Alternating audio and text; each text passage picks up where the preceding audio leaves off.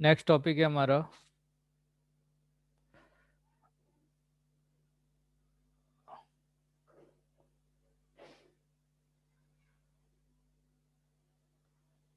Distribution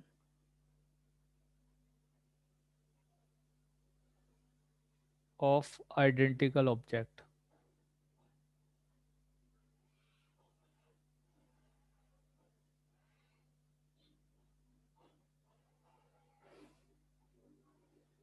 ठीक है, कुछ बुक्स में आपको ये लिखा मिलेगा beggars method.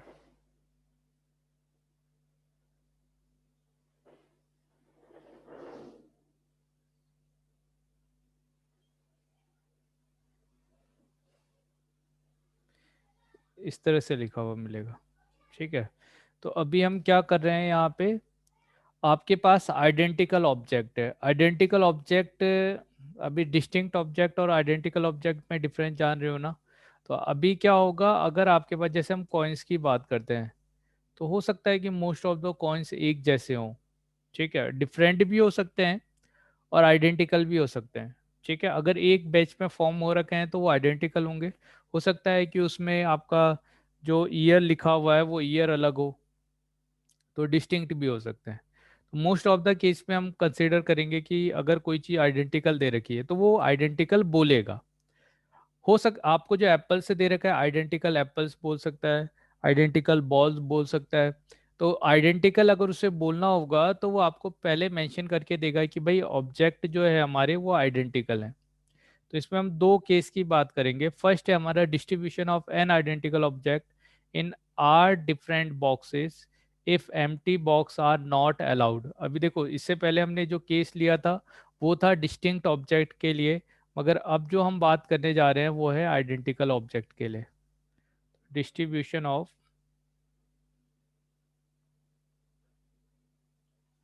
N identical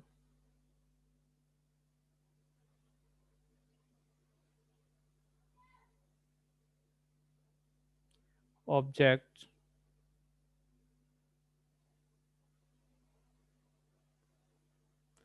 in r different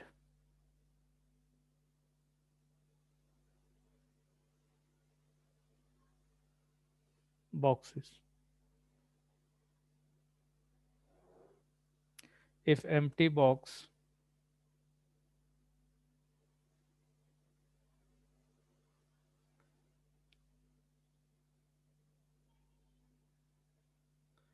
are not allowed।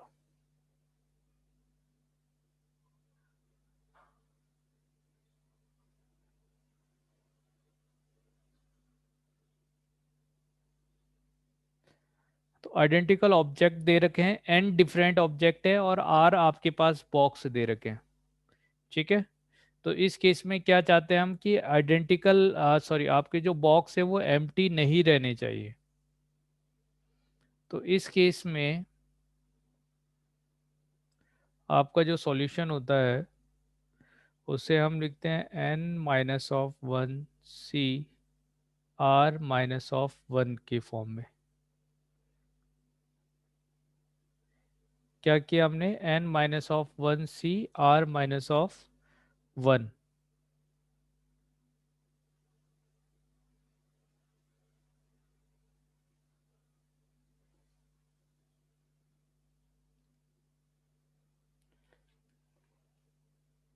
ठीक है, करने का तरीका ऐसे है। इसके लिए मतलब जो फॉर्म है इसे हम एक और तरीके से प्रूव करेंगे बाद में। अभी हम ऐसे ही देखते हैं कि अगर हमारे पास एन आइडेंटिकल ऑब्जेक्ट है या एन कॉइन है, उसे आर बैगर्स में डिवाइड करना है, और सो डैट नो बैगर, सबको कुछ ना कुछ मिलना ही चाहिए। सही है, तो उस केस में n minus of one C r minus of one होगा। सेकेंड है distribution of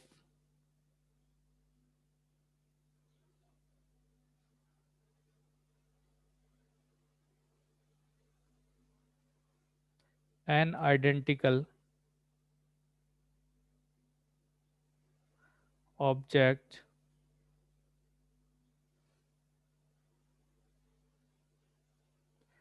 in r different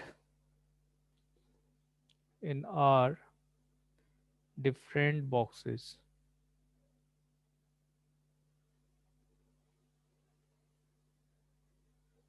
if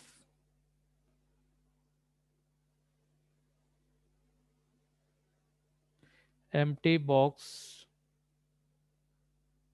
are allowed। ठीक है, तो अगर empty box allowed किया गया है तो उस केस में हम क्या करते हैं?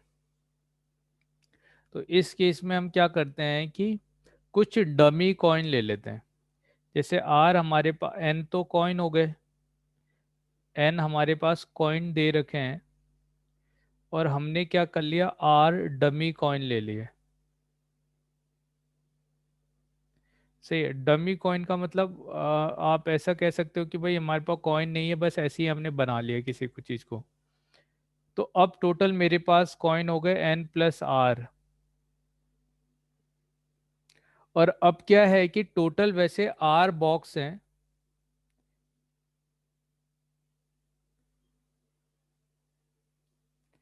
इस आर बॉक्स में हमें कुछ ना कुछ कॉइन डालना है। अब हमने कहा एम्प्टी बॉक्स आर अलाउड, तो एम्प्टी बॉक्स आर अलाउड का मतलब एम्प्टी बॉक्स में मैं डमी कॉइन पुट कर दूंगा। तो अब हमारे पास टोटल आर बॉक्सेस है, तो अब मान लो कि R-1 में आपने डमी कॉइन डाल दिया, तो एक बॉक्स में तो आपको कुछ पुट करना पड़ेगा जो बचे हुए हैं। ठीक है, तो जैसे हमने इससे पहले वाले में देखा, अब हम ये कंपलसरी मान के चल रहे हैं कि सब में कुछ ना कुछ कॉइन पड़ रहा है, इसमें भी कॉइन दे रहे हैं, इसमें भी दे रहे हैं, इसमें भी दे रहे हैं। तो इससे हम कैसे देख सकते हैं, एन प्लस आर हमारे पास टोटल कॉइन है -1 सी आर -1। क्लियर है बेटे? हाँ सर। ठीक है, तो n plus r -1 factorial divided by n factorial and R-1 factorial. वो फैक्टोरियल। हाँ।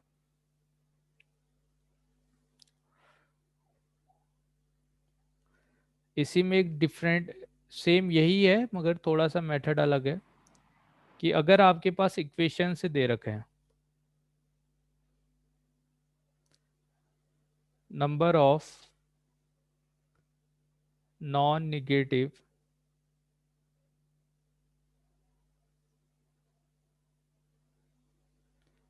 इंटीग्रल सॉल्यूशंस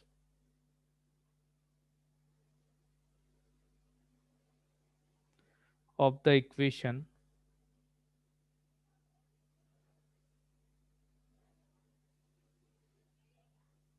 ठीक है, x1 plus x2 plus x3 up to x of r equal to n।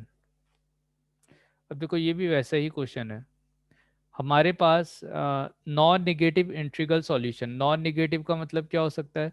देखो निगेटिव नहीं लेना मगर जीरो तो ले सकते हैं ना, 0 1 2 3 4 इस तरह के नंबर आप सॉल्यूशन में ले सकते हाँ हो। सर। सही है, तो ये उसी तरह का हाँ। क्वेश्चन हो गया कि आर बॉक्सेस हमारे पास दे रखे हैं, और आर बॉक्सेस में एंड। एन ऑब्जेक्ट है या एन कॉइन है, और इसको डिस्ट्रीब्यूट कर देना है। तो ये भी सेम वैसा ही क्वेश्चन हो गया, मगर अभी आप जीरो पुट कर सकते हो। तो जब हम जीरो पुट कर सकते हैं तो ये डमी केस वाला हो गया, r plus n plus r -1 divide C R-1, इस तरह से लिख सकते हैं इसको। हाँ सर। ठीक है, और नेक्स्ट हाँ। Solution, number of positive integral solution,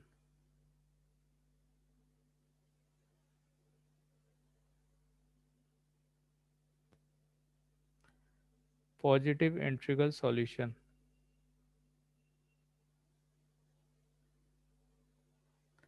of the equation.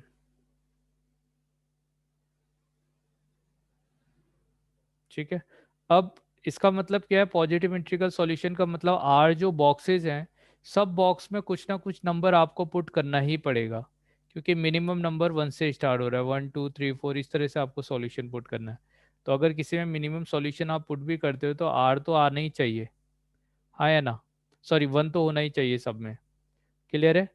तो इस तरह हाँ से सर। यहाँ पे सॉल्व करने के लिए हम क्या यूज़ करते हैं, n-1 c r-1, सब में एटलीस्ट 1 तो आप दोगे ही, कोई खाली नहीं जाना चाहिए। तो इस केस में सॉल्यूशन क्या है, n-1 c r-1। क्या ये दोनों बातें क्लियर है आपको बेटे?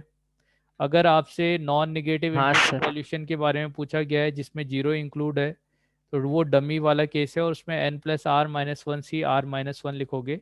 और अगर आपसे पूछा गया है कि जिसमें नॉन पॉजिटिव सॉल्यूशन है 1 से स्टार्ट हो रहा है, तो वो n-1 c r-1 है।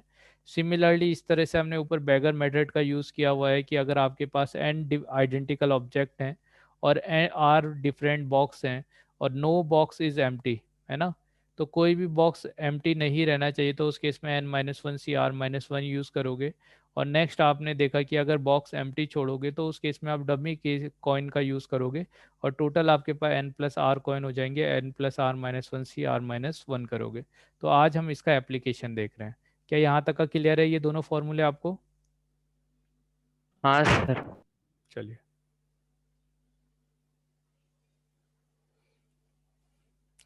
Find the number of non negative integral solution of the equation.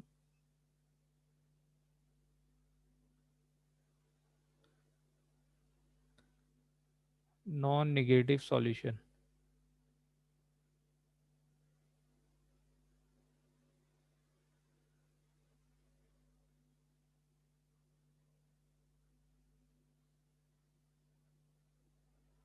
Equation है x+y+z=10। कितने सॉल्यूशन होंगे इसके? नॉन नेगेटिव सॉल्यूशन बोला है, हाँ? हाँ। मतलब सॉल्यूशन कहाँ से स्टार्ट होगा? Zero sir. हाँ, तो कितने सॉल्यूशंस होंगे? Zero to zero to infinite. हम्म। ना है। अरे नहीं। ऊपर देख एक फॉर्मूला मिनट। बताया था ना। हाँ।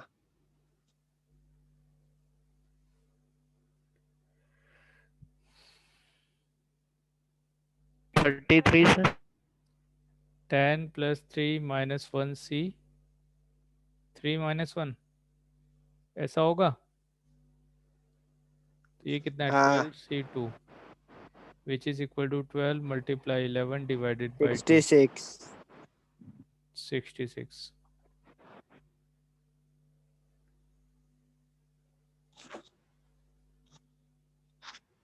और एक सवाल दो ना सर। बेटे बहुत है, अभी तो स्टार्ट किया है हमने तो अभी जस्ट बेसिक हाँ, वाले। मतलब अभी तो इसमें थोड़ा टफ टफ थोड़ा भी अभी। आएंगे। Find the number of positive integral solution of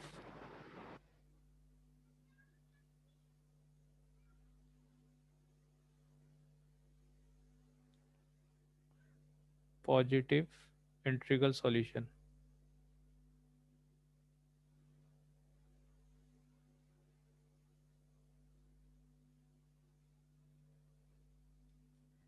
of the equation.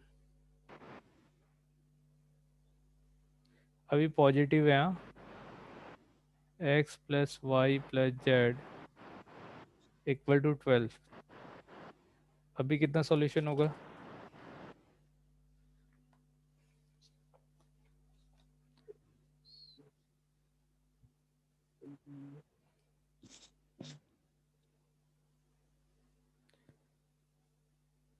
अरे फॉर्मूला याद है कि भूल गए?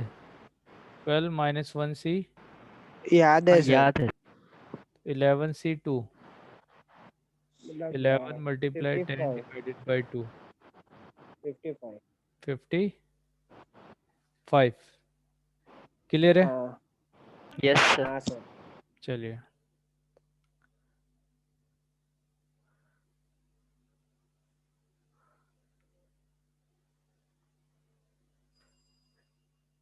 क्वेश्चन चेंज कर रहे हैं अभी। Find the number of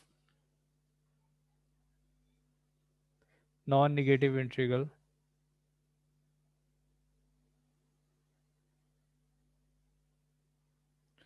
integral solution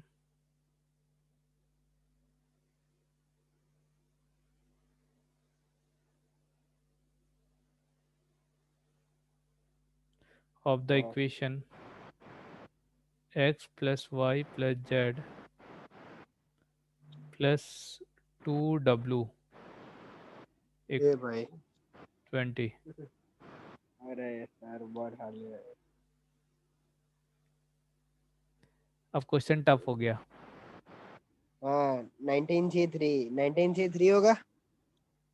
नहीं बेटे, पहले जैसे कैसे लगा दोगे? अभी कितने वैल्यू है यहाँ पे? 4। 2w है ना, जेड टाइप का अरे या हाँ डब्ल्यू टाइप का थोड़ी है। हाँ तो यहाँ सेम कैसे हो जाएगा? ठीक है, तो अभी यहाँ पे हमें क्या करना पड़ेगा, हम इसको ऐसे लिख सकते हैं, देखो x plus y plus z equal to 20 - 2w, ऐसे लिख सकते हैं। हाँ सर। अच्छा, अब हमें यहाँ पे ना w का वैल्यू पुट करना पड़ेगा। w मान लो कि आपको नॉन सर वो कैसे निगेटिव मान सकते हाँ। नॉन निगेटिव इंटीग्रल कह रखा है। नॉन निगेटिव इंटीग्रल का मतलब जीरो से स्टार्ट होगा। हाँ तो w का वैल्यू अगर जीरो होता है तो इसका तो मतलब x plus y plus z किसके इक्वल होगा?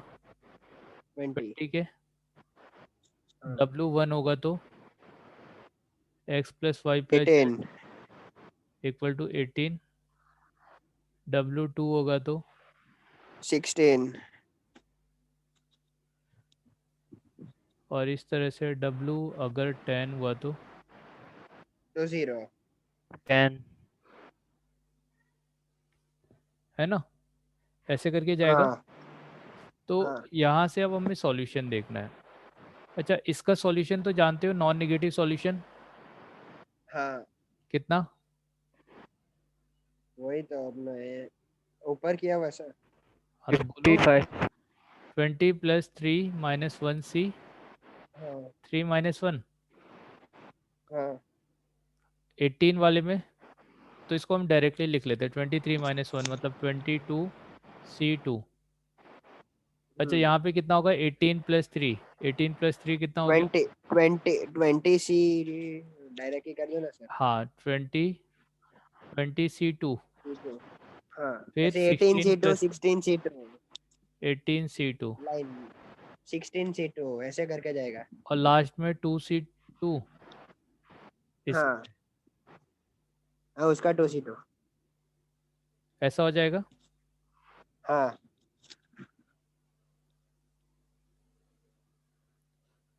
तो कैलकुलेट करें, मतलब जो भी आए हाँ answer, sir.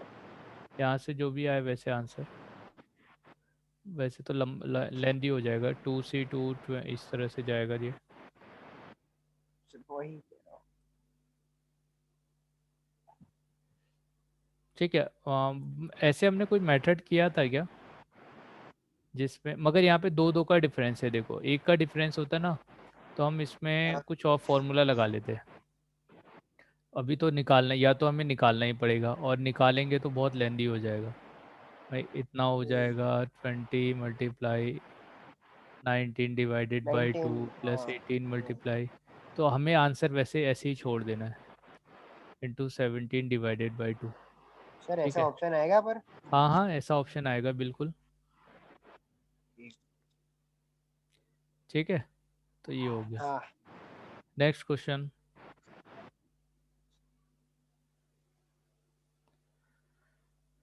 Non negative integral solution बताना है।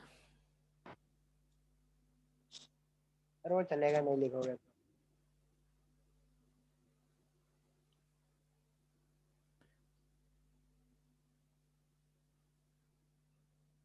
और क्वेश्चन है आपका x plus y plus z plus डब्लू प्लस टी, कितने वेरिएबल हो गए?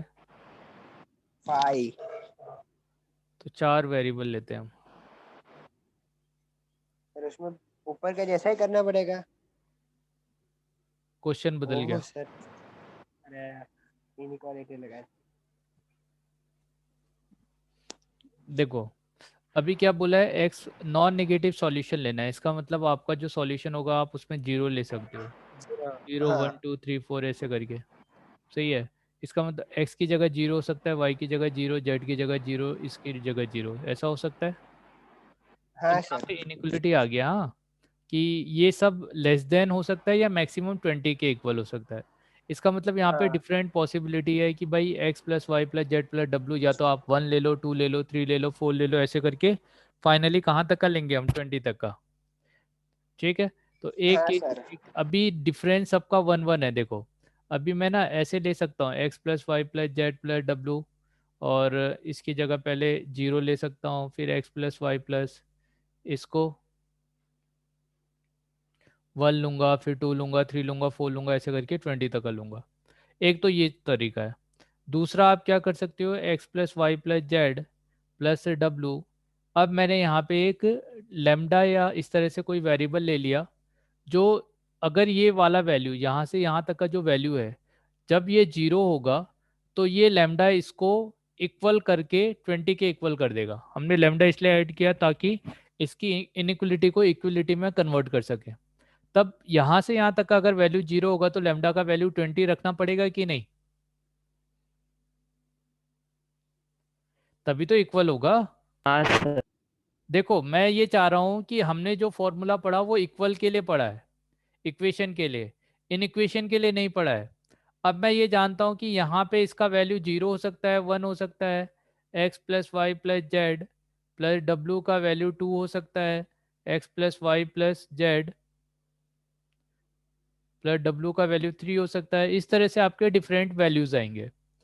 तो ये 20 के, देखो, अब हमने यहाँ पे एक लेमडा इसलिए पुट किया ताकि ये इसको बराबर कर सके। जैसे अब इसका वैल्यू जब 0 होगा तो लेमडा का वैल्यू हम 20 रख सकते हैं, इसका वैल्यू जब 1 होगा तो लेमडा का वैल्यू 19 रख सकते हैं, इसका वैल्यू 2 होगा तो लेमडा का वैल्यू 18 रख सकते हैं, इसका वैल्यू 3 होगा तो लेमडा का वैल्यू 17 रख सकते हैं। इसका मतलब यहाँ आने वाले जो लेमडा है, lambda must be greater than 20, और मैक्सिमम भी 20 तक का जा सकता है, हाँ या ना। लैम्डा का जब इसका value 20, x plus y plus z plus डब्ल्यू का वैल्यू 20 हो जाएगा तो लैम्डा इक्वल टू 0 हो जाएगा। तो लैम्डा क्या ग्रेटर देन इक्वल टू 20, 0 और अप टू 20 तक का जा रहा है कि नहीं। हाँ सर। तो इसका मतलब ये भी एक सॉल्यूशन जैसा ही हो गया। ठीक है। हाँ सर। तो यहाँ से आपके पास टोटल नंबर ऑफ जो सॉल्यूशंस आएंगे इन इक्वेशन के, 20 plus 5 variable minus 1 C 5 minus 1, which is equal to 20 plus 5 24 C4। तो इन इक्वेशन के क्वेश्चन को कैसे करना है समझ में आया। हाँ सर। चलिए,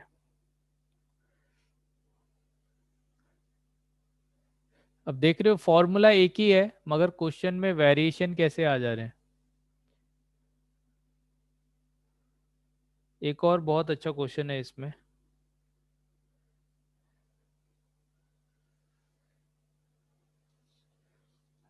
एक क्वेश्चन कराता हूँ मैं आपको, रुक जाओ।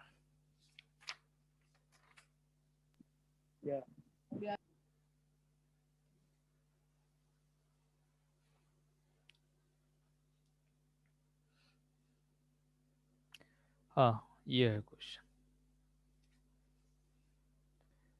x1 plus x2 plus x3 equal to 24।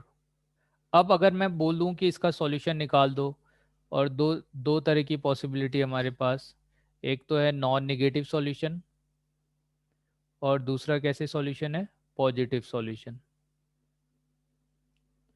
अभी हमें दोनों के लिए फॉर्मूला पता है ना। हाँ चलिए, तो इस वाले में नॉन नेगेटिव वाले में हम n plus r minus one C r minus one use करते हैं, और यहाँ पे n minus one C r minus one use करते हैं।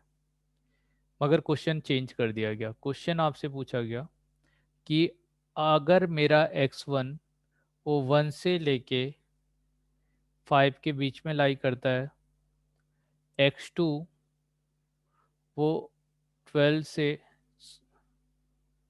लेके 18 के बीच में लाई करता है, एंड सही है ना, ठीक है।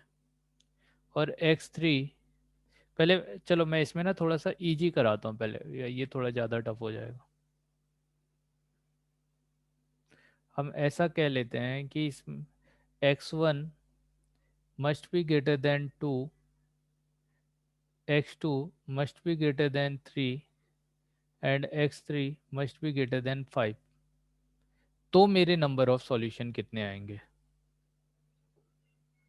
क्लियर है बेटे, ये बात क्लियर है? इसका मतलब x1 हाँ हमेशा सर। किससे बड़ा होना चाहिए? 2 से।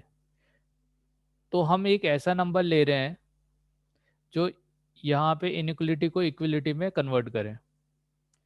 सही है ना? तो इसके को हम कैसे लिख सकते हैं? आप इसे ऐसे लिख सकते हो, x1 माइनस ऑफ 2, अभी ये ग्रेटर देन 0 हो गया। x2 माइनस ऑफ 3, ये ग्रेटर देन 0 हो गया। एंड x3 माइनस ऑफ 5, ये भी ग्रेटर देन 0 हो गया। आपने एक वेरिएबल ले लिया यहाँ पे, जैसे मान लो आपने वेरिएबल ले लिया t1 और t1 ले लिया x1 माइनस ऑफ 2। इसका मतलब t1 क्या होगा? Greater than 0। t2 क्या होगा? x2 माइनस 3, ये भी ग्रेटर देन 0। एंड t3 ये क्या है? x3 माइनस 5, ये भी क्या हुआ? Greater than 0। ठीक है, तो ये वेरिएबल ले लिया।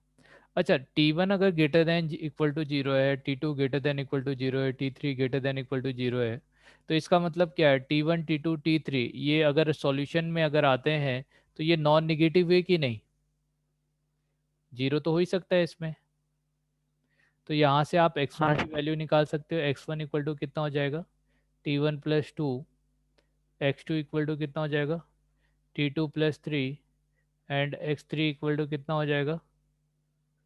t3 प्लस 5, ये हो जाएगा। ठीक है, तो ये वैल्यू हम पुट कर लेते हैं, t1 plus 2, t2 plus 3 and t3 plus 5, और ये किसके इक्वल हो गया? 24 के। तो यहाँ से t1 t2 प्लस t3 और प्लस कितना हो गया?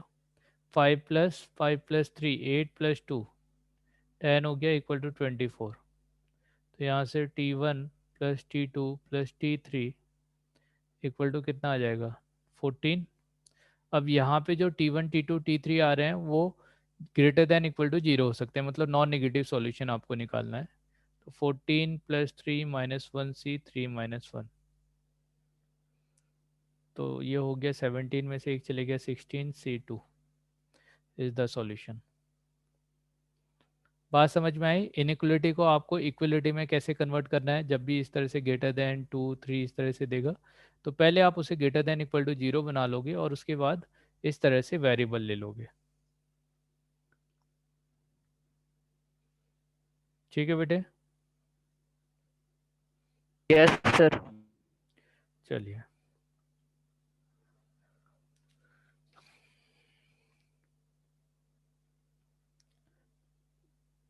तो ये हो गया।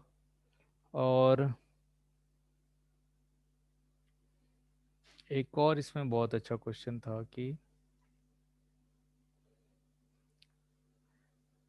x plus y plus z, मान लो ये लेस देन इक्वल टू 20 है, ग्रेटर देन इक्वल टू 5 है, तो क्या किया जाए?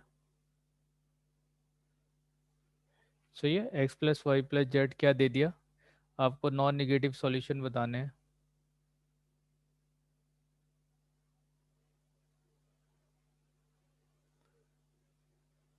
और x plus y plus z less than equal to 20 है और ग्रेटर देन इक्वल टू 5 है। तो यहाँ पे दो इनइक्वेशन है, तो पहले इसको सॉल्व करेंगे। तो x plus y plus z, हम ये जानते हैं यहाँ पे हम क्या करते थे, जैसे डेल्टा इक्वल टू 20 इस तरह से ले लेते हैं, where delta is greater than equal to 0। हाँ या ना? किया था ऐसा क्वेश्चन हमने? बेटा ये बात समझ में आई मैंने जो ये किया है? जैसे हाँ less than sir. Equal to 20 है ना, तो यहाँ पे हम क्या करते हैं, एक डेल्टा ऐसा ले लेते हैं या कोई नेक्स्ट वेरिएबल ले लेते हैं जो ग्रेटर देन इक्वल टू 0 हो, जो x प्लस वाई की कमी को, जब ये 1 होगा तो ये 19 बन के 20 बना दे, ये जब 2 होगा तो ये 18 बन के 20 बना दे, इस तरह से। तो 4 वेरिएबल हो गए। तो अभी मैं इसका सॉल्यूशन जब कैलकुलेट करूंगा तो 20 + 4 - 1c 4 - 1 which is equal to 24 में से एक सब्सट्रैक्ट कर दिया तो 20 23C3। ये आ गया है ना।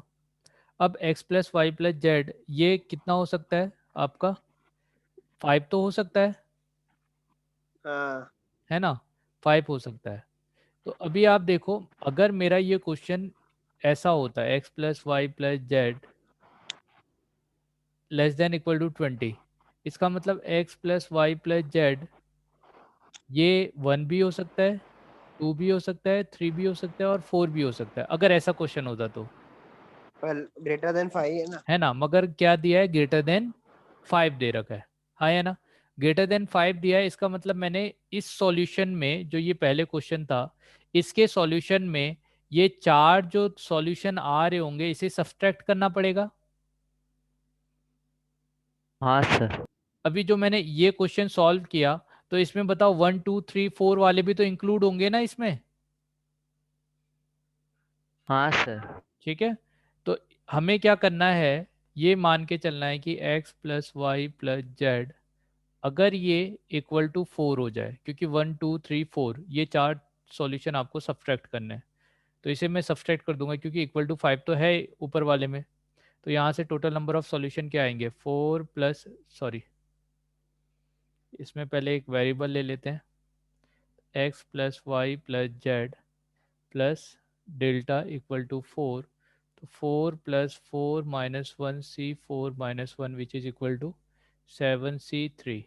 तो ऊपर वाले सॉल्यूशन में से मतलब 23c में से 3 में से आप अगर 7c3 सब्सट्रैक्ट कर दोगे तो आपको रिक्वायर्ड सॉल्यूशन मिल जाएंगे ऊपर वाले के। Total solution less than equal to 20 था, उसमें से आपने 4 तक का सब्सट्रैक्ट कर दिया जो भी सॉल्यूशन आए।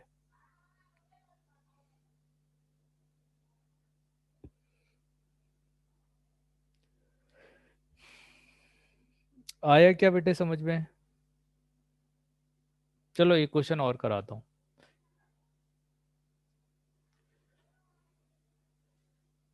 ये आप करो तो समझ में आ जाएगा आपको।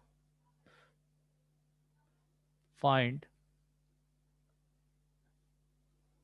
नॉन नेगेटिव सॉल्यूशन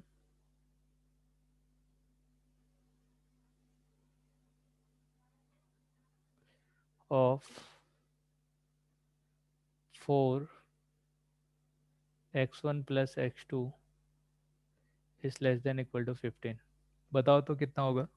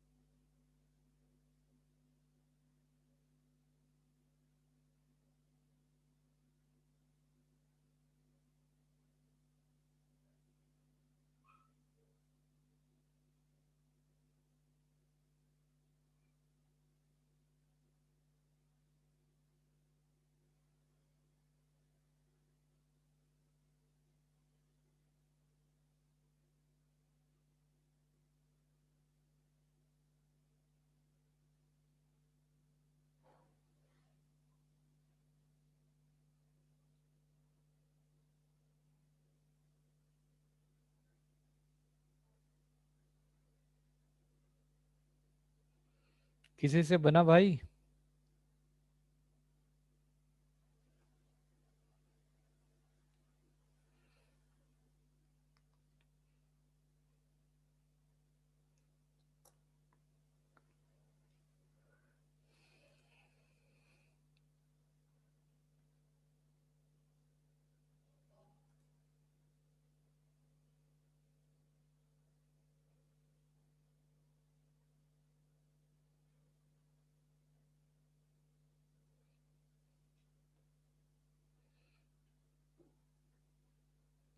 कोई बना रहा है या मैं कर रहा हूँ? सर नहीं बना। सर ट्राई कर रहे हैं, ट्राई कर रहे हैं। अच्छा, चलो करो। और क्या करना है, ये वीडियो मैं रिकॉर्ड कर रहा हूँ, तो आप अगर जैसे बहुत सारी चीज़ें आपको नहीं समझ में आया तो इसको एक बार फिर से देखना, और फिर से देखोगे तो मे बी आपको क्लियर हो जाएगा, 2-3 बार देखोगे तो। हाँ सर, हाँ। हाँ हाँ। सर सभी वीडियो डाल देना ना एक बार ग्रुप में। एक भी नहीं आया है अभी तक। तो वो अपलोड करना बाकी है यार, एक साथ ही अपलोड कर दूंगा। ठीक है सर। ठीक है, तो क्या दिया है, x1 plus x2 less than equal to 15 है, सही है ना? तो x1 प्लस x2 अगर लेस देन इक्वल टू 15 होगा, तो इसमें हमें क्या करना है, एक थर्ड वेरिएबल लेना है कि नहीं? ठीक है, याद है ना, डेल्टा करके एक थर्ड वेरिएबल लेते थे ताकि ये जो इनइक्वलिटी है उसको हटा सकें।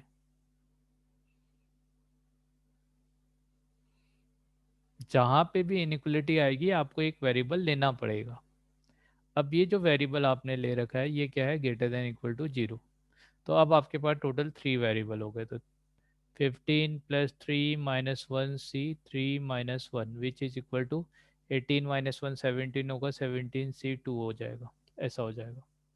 अब क्या है, 4 तक का तो इसमें इंक्लूड है, तो कितने सब हमें सॉल्यूशन सब्ट्रैक्ट करना है, इक्वल टू 3 तक का। तो इसमें भी इनइक्वलिटी को हटाने के लिए आपको एक वेरिएबल लेना पड़ेगा, तो आपने डेल्टा टू वेरिएबल ले लिया विच इज इक्वल टू 3। तीन वेरिएबल है और तीन ये हो गए, तो 3 - 1 C 3 - 1। यहाँ पे जो 3 है ये n है, कितने वेरिएबल है वो 3 आ गया, 3 आ गया -1, तो 6 - 1 यानी 5C 2। तो 17C 2 में से 5C 2 सब्ट्रैक्ट कर दोगे तो कितना हो जाएगा आपका, ये आंसर हो जाएगा। अभी आया, क्या करना है प्रोसेस में आपको? हाँ सर। हाँ सर। चलो एक और क्वेश्चन करते हैं इस पे।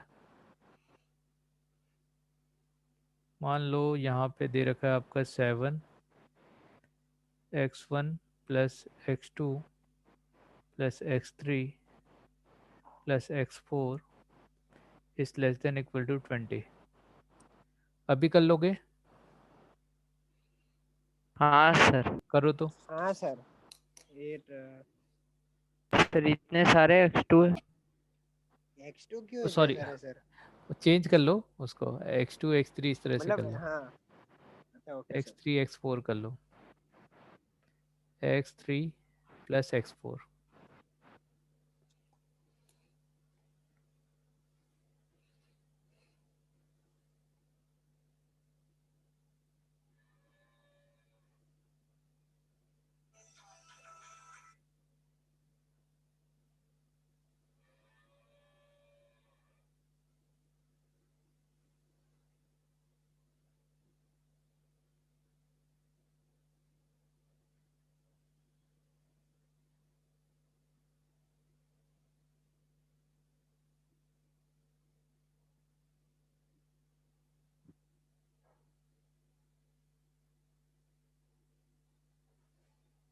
Sir 24C 4 - 11C 4। 24, हाँ।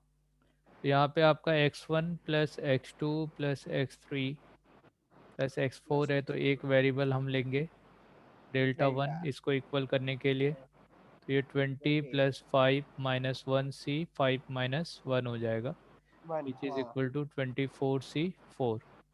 और यहाँ पे हाँ। आपको क्या करना है, जो सब्सट्रैक्ट करना है, x1 x2 x3 और x4। x1 plus x2 plus x3 plus x4 और विच इज इक्वल टू 6। हाँ तो मतलब x1 plus x2 plus x3 हाँ plus x4 plus delta 2 plus delta equal equal to to 6। तो 6 प्लस सर 7 ही 6 plus 5 7, हाँ 7 होगा ना 7 तो इक्वल्स इंक्लूड टू, होगा नहीं ना नहीं, इसमें। हाँ 7 इंक्लूड होगा, अगर बरोबर है। यहाँ पे इक्वलिटी नहीं होता तो आप 7 लेते। हाँ सर 10C4। हाँ सर C5 माइनस 1, ये क्या हो जाएगा 10C4। तो अभी हाँ मतलब 24C4 में 24C4 से माइनस 10C, 10C4। तो आपका आंसर आ जाएगा। हाँ और ये तो इजी लगा। अभी ऐसे क्वेश्चन कर लोगे। हाँ हाँ सर अब थोड़ा सा क्वेश्चन चेंज कर रहा हूँ मैं। Find the number of positive integral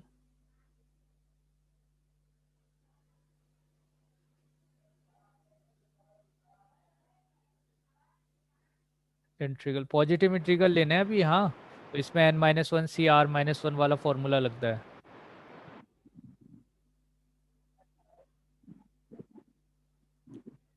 और इक्वेशन आपको दे रखी है x1 x2 plus x3 multiply y1 plus y2 equal to 77। ये सर ये थोड़ा एक करो ना आप।